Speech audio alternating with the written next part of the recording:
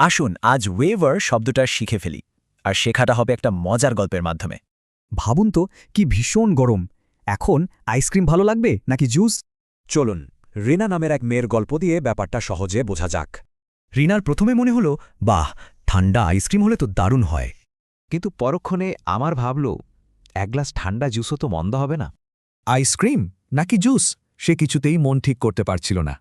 এই যে সিদ্ধান্ত নিতে না পারা, দ্বিধা করা, ইংরেজিতে একেই বলে ওয়েভা। সাগরের ঢেউয়ের কথা ভাবুন, একবার এগিয়ে আসে আবার পিছিয়ে যায়, স্থির থাকে না। যখন মনটাও এমন ঢেউয়ের মতো পছন্দের মধ্যে দুলতে থাকে তখন তাকেই বলে ওয়েভার করা। আচ্ছা চলুন এবার কিছু বাস্তব উদাহরণে ওয়েভার শব্দটার ব্যবহার দেখি। এখানে কোম্পানির প্রধান একটা পরিকল্পনা নিয়ে দ্বিধা করছিলেন, ফলে টিমের মধ্যে বিভ্রান্তি ছড়ায়। একজন রাজনীতিবিদের বারবার মত বদলানোকে ওয়েভারিং স্ট্যান্স বলা হচ্ছে, যা ভোটারদের আস্থা কমিয়ে দেয়। এই উদাহরণে একজনের দ্বিধা করার অভ্যাসের কারণে পুরো দলটাই সামনে এগোতে পারছিল না।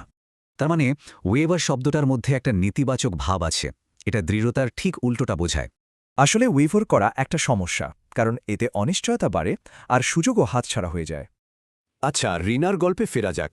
সে কিন্তু তখনও দোকানেই দাঁড়িয়ে ভাবছে, কিন্তু সে এতটাই ওয়েভার করছিল যে ভাবনায় ভাবনায় দোকানটাই বন্ধ হয়ে গেল। শেষ পর্যন্ত তার আর আইসক্রিমও খাওয়া হলো না, জুসও না। তার মানে রিনার ওয়েভ করার কারণেই সুযোগটা পুরোপুরি হাতছাড়া হয়ে গেল। তাহলে ওয়েভার মনে রাখা সহজ উপায়: ঢেউয়ের মতো দোটানা মন আর তার খারাপ ফল। এবার একটু ভাবা যাক, বাস্তব জীবনে কাউকে ওয়েভার করতে দেখা গেছে কি? তার ফল কি হয়েছিল?